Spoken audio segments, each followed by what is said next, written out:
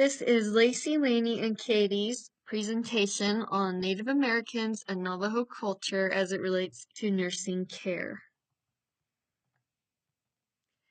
The spirituality, family, and community values of the Navajo people is their daily life is their religion. Their life, land, and overall well-being can be considered their religion. They see all living things as being related, including Earth itself. So when we're taking care of these patients, we need to keep in mind that because they consider their well-being to be sacred, we're caring for not only their body, but for their religions and spirits. Each being is given its own spirit, which gives it purpose and connects it to the universe. These connections are recognized by the Navajo through daily prayers and ceremonies. So while hospitalized, we need to respect any practices that they want to conduct in the hospital. Important considerations are that they have a holistic approach to medicine, which we'll talk more about later. They consider, we have to consider different religions that they might be a part of, like the traditional Navajo people, and also those who have converted to Christianity. Their competency, beliefs, and biases against healthcare in their culture is, we have to keep this in mind because they're the highest population to die from liver disease due to chronic alcoholism, but they are the lowest rate of people to be compliant and access the resources necessary to receive kidney and liver transplants. American Indians and Alaska Natives suffer a disproportionate burden of diabetes and kidney failure, and so that they're just more genetically inclined to have these organ diseases, and then they have alcoholism on top of it. And the low percentages of organ transplantation are why they have such high rates of deaths due to liver disease, especially compared to other races. If this individual was my patient, what would I need to consider? So these communities face disproportionately high rates of mental health challenges as well, like substance use disorders, especially alcohol, and suicide, often linked to historical trauma and the lack of resources in their community. They may be resistant to receiving organ transplants also due to their religious beliefs because everything is sacred and our own, and they will also expect privacy and alone time with their family because that's a very important part of healing. We have to keep in mind the history of Native Americans on the American continent because lots of unethical things have happened and healthcare is no exception. So they may have some bias against healthcare and receiving treatment because of these practices and disparities that have led to distrust in the healthcare system among some Navajo people. We have to have empathy and respect because their concerns and perspectives might be very different than ours, so we need to show empathy and respect. But at the same time, they might be super similar to ours, so don't assume anything about these patients. Which type of approach is the most appropriate when caring for a member of the Navajo community? And that answer is C, holistic. A holistic approach is the best way to take care of a Native American patient. I'm going to talk about Navajo or Native American values. Their spiritual values consist of referring to themselves as the Dene, and this means the people. The term Navajo was given to them by Spanish explorers. They view the world as spiritually centered with harmony and balance in the universe. There are two classes, the Earth people and the Holy people. The Holy people have power to help or harm. The number 4 is very significant, standing for the 4 sacred mountains, seasons, clans, and ceremonies. Songs and rituals are also performed in sets of 4.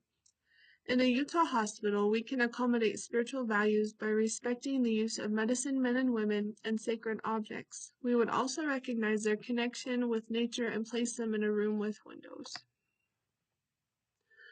The Navajo are a society led by the matriarch. This means that the women own the bulk of the property and resources. Descent and inheritance are determined through the mother. If there is a divorce, the women keep the children and the property. If the mother dies, the children go to the mother's family to be raised. They have a strong sense of family. Today's Navajo family is similar to the nuclear family structure where there is only a mother, father, and children in the home. A Navajo family includes extended family where aunts, uncles, and grandparents help raise the children. Treating them in a local Utah hospital, we can make sure the family and possibly their community is involved in the decision process. We can also recognize Indian Health Service and tribal programs and make sure they have access to those. Clans are important as they are how Native Americans introduce themselves. They introduce themselves by their maternal and paternal clan name. When a Navajo is new to the area, relatives or the clan will take responsibility for their well-being. Traditionally, Navajos lived in hogans. It is blessed by a medicine man and is a sacred dwelling. You should enter a traditional Navajo hogan in a clockwise direction and never leave in a counterclockwise direction. Treating a Navajo Native American in a hospital in Utah, we can make sure they have access to traditional healers and access to the community to help them heal. First question of my section. A nurse is visiting a Navajo patient in a traditional hogan to provide care. The nurse is aware of the cultural practices surrounding the hogan. Which of the following actions should the nurse take when entering the hogan? Enter the hogan from the back door to avoid disrupting the patient, entering the hogan in a counterclockwise direction as this is culturally appropriate. Enter the hogan in a clockwise direction in accordance with the Navajo cultural beliefs, or enter the hogan from the back door as the direction does not matter in this context. The answer is C. Enter the hogan in a clockwise direction in accordance with Navajo cultural beliefs. A nurse is attending a cultural awareness seminar focused on Navajo traditions. The instructor asks the group what the Navajo people traditionally refer to themselves as. Which of the following responses by the nurse is correct? A. The people of the land. B. The holy ones. C. The sacred nation. Or D. The Dene. The correct answer is D.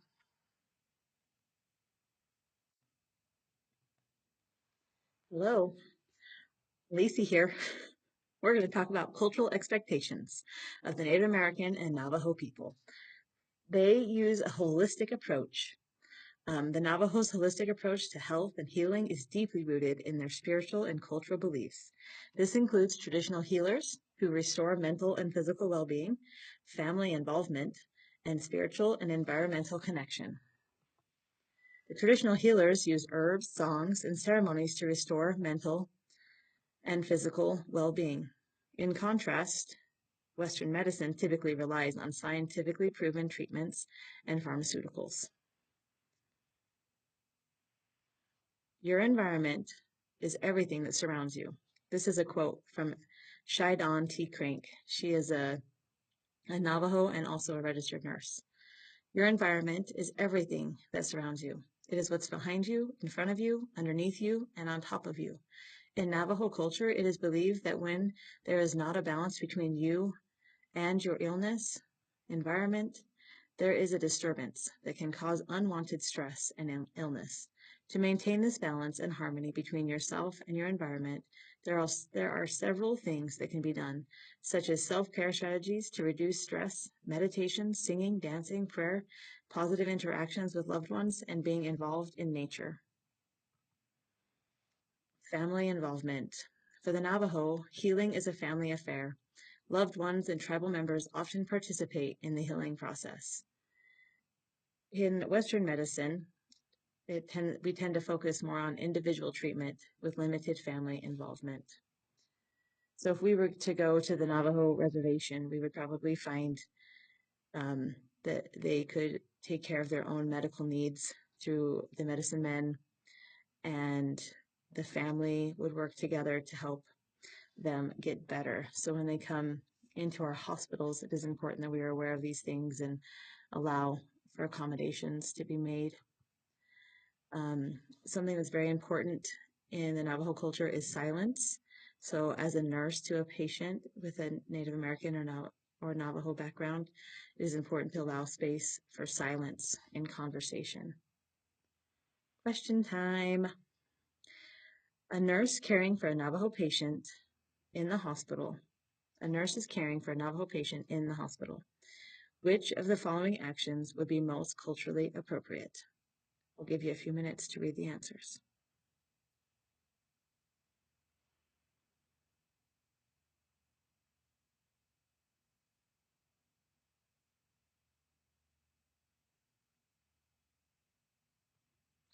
Did you say B?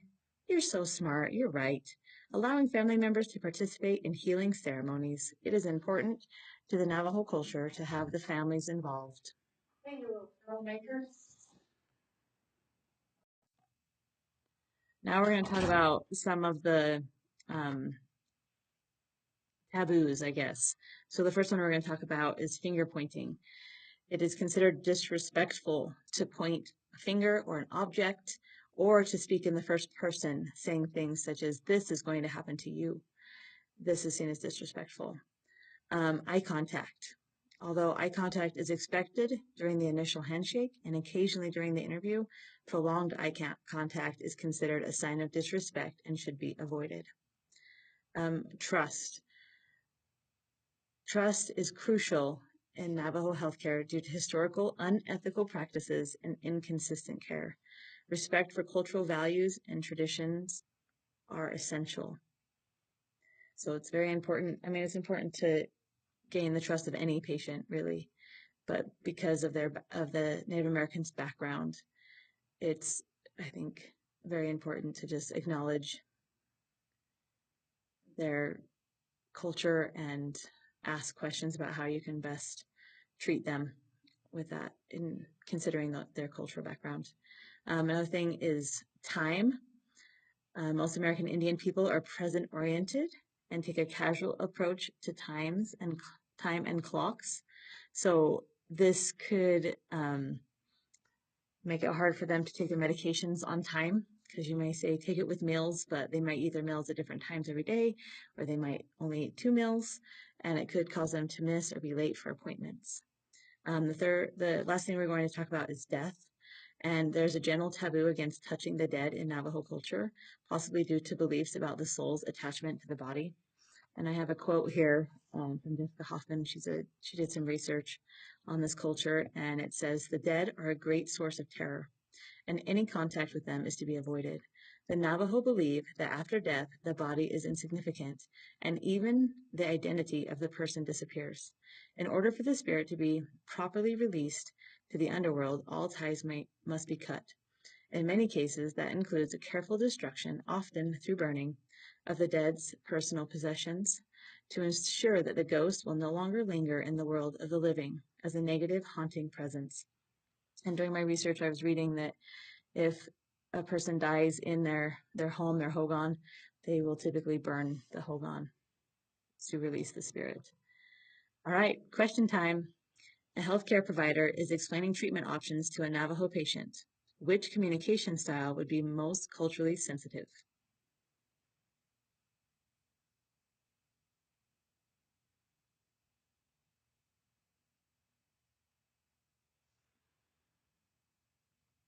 Did you say C? I knew you guys were so smart. C is correct, allowing for periods of silence during the conversation. As we talked about earlier, silence is very important to the Navajo culture. And as a nurse caring for a Navajo patient, we would want to honor that and make sure we allowed for silence. These are our references.